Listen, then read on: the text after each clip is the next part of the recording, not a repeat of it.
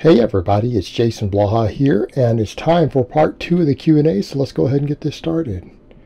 Alright, first question. For a BJJ athlete who would need to train lifting and BJJ training on the same day, which one would you do first? Obviously the lifting.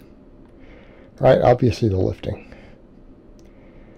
Any sort of endurance or conditioning type training that you're going to do needs to always be done after lifting if you're going to do the two on the same day.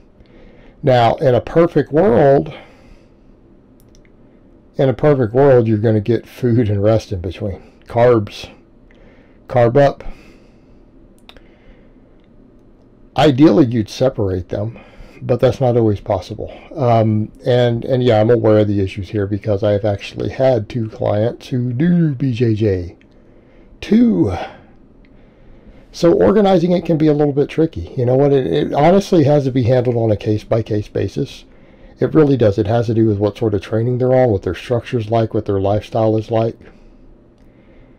But realistically, training, you always need to be maximally fresh to really do your training. You need to.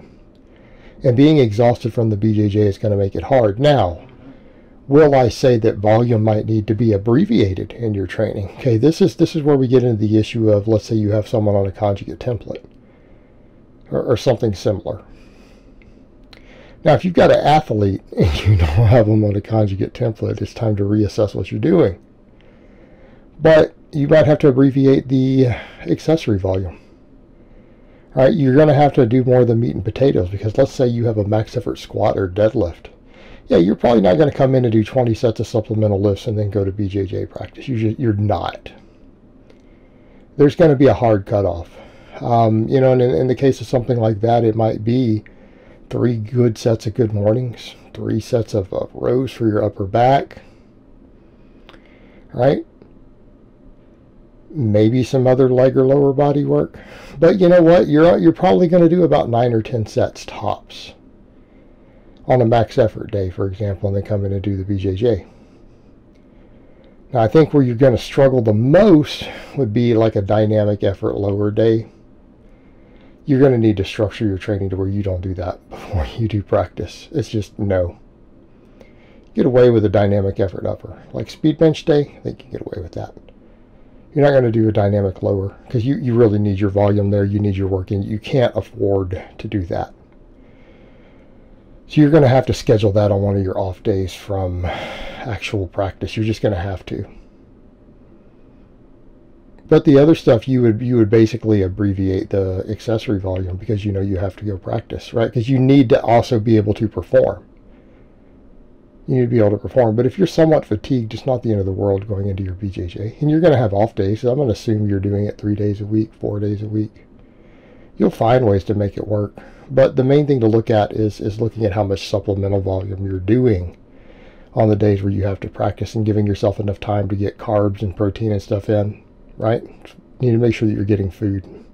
Food is going to be one of the most critical factors there. And regulating your total training volume. All right, next question.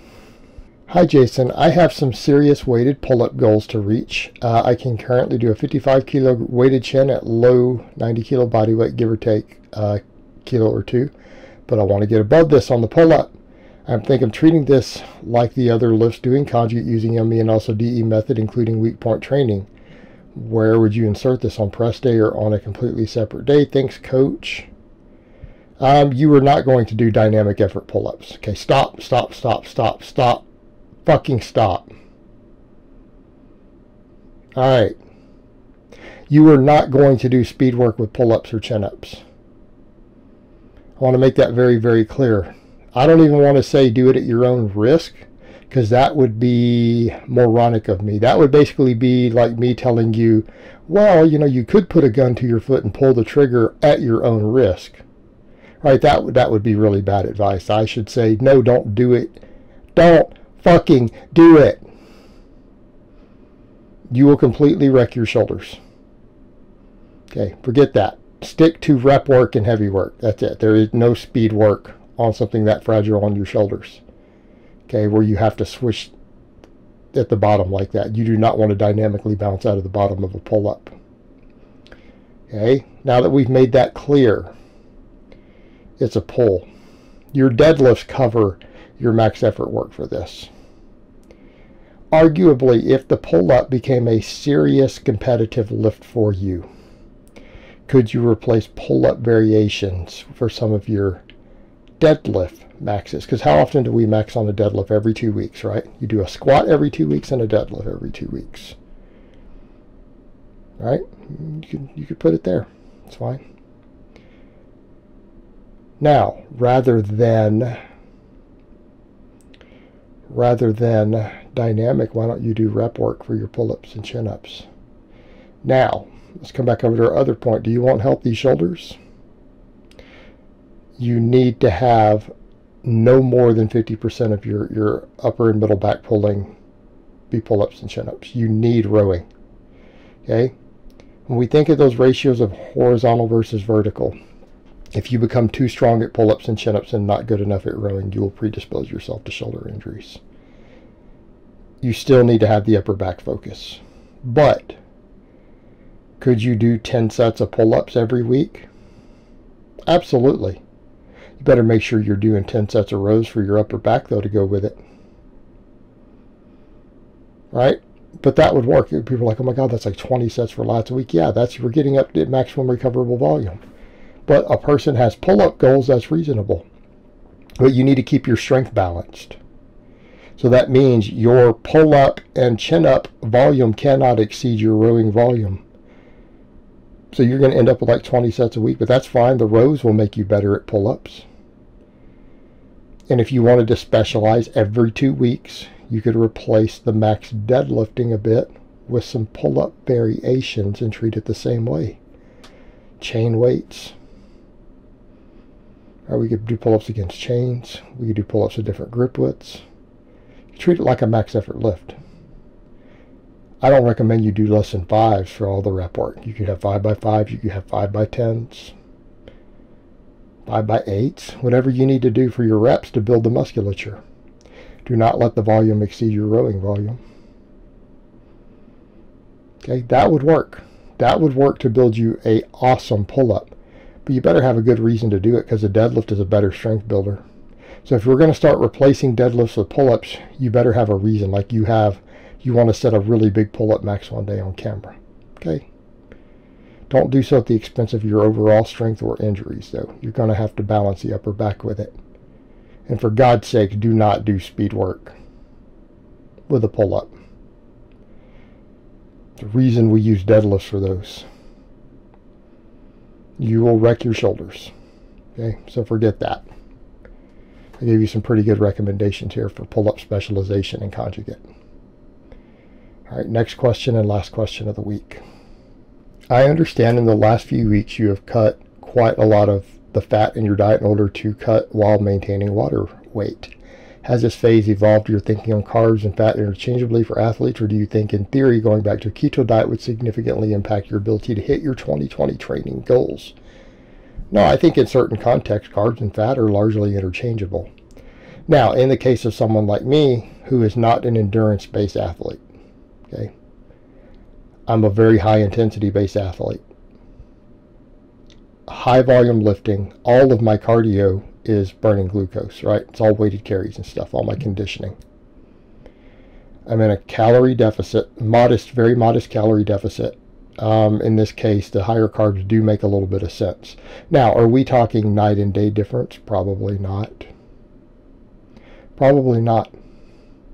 If I was doing more endurance work and less really high intensity stuff, would I think we would see any significant difference? Probably not. If I were doing lower volumes of training and not in a deficit, probably not. I don't think we would see a big difference. Right? I don't think we would. I think keto is perfectly fine in the right context. In the context of me trying to maintain as much water as possible, maintaining maximum performance with very high volume resistance training, right? In a small calorie deficit, the carbs do probably make more sense. I am probably more likely to get the most out of that. But what are we talking about here? Am I talking about being recreational, or am I trying to get to elite levels? I already have an elite deadlift, by the way, for those who haven't run the math. My deadlift is considered elite. Let me state this again. My deadlift for my weight and age is considered elite for a non-drug tested lifter. Before you guys jump up and chime in on that, yeah. Don't even pull that, oh, that's good for a natty. No, that is elite for a untested lifter. It's not my standard setting that. That is federation standards. I'm trying to be elite. And I think that there's a difference here. Does a 0.5% matter? Because, you know, we start talking a lot of this stuff. What are we talking about? Sometimes 1%, 2%. You guys are not going to see that. If your goal is to just get to a 450 squat, you're not going to see a 1% difference in anything. It's completely irrelevant. You're never going to notice that. You really aren't. Guys just trying to look really good, be jacked, be strong, you're probably not going to see these differences. When we start talking about, could it make a 1% difference when cutting? We're talking about the difference there, though, between a 650 and a 670 deadlift. Potentially, this is what we might be talking about. It could matter. So I'm trying to do what I think is optimal, particularly the satiety in on top of it. When I'm in a calorie deficit, it's just easier to stay full on carbs than it is with a bunch of fat calories. I just feel fuller. I got to digest the potatoes and the rice and the bananas, and, you know, versus some steak, a bunch of eggs. It's more food volume, and it does matter in that context also. Not hungry all the time. So there's a lot of factors at play. Are they largely interchangeable, though? Yeah, I think for most people they really are. We could argue these minor nuances when we start talking about elite. But that's what I'm trying to do, right? And so we need a context for that. But if I was doing stuff different, do I think it would even matter then? No, I don't think that it probably would. And that's the point. It's very specific to my training style and goals. And again, everything is context, isn't it? Context matters. All right, guys, well, that's really all I have to say on that today. I hope it's been informative, and I will talk to you guys next time.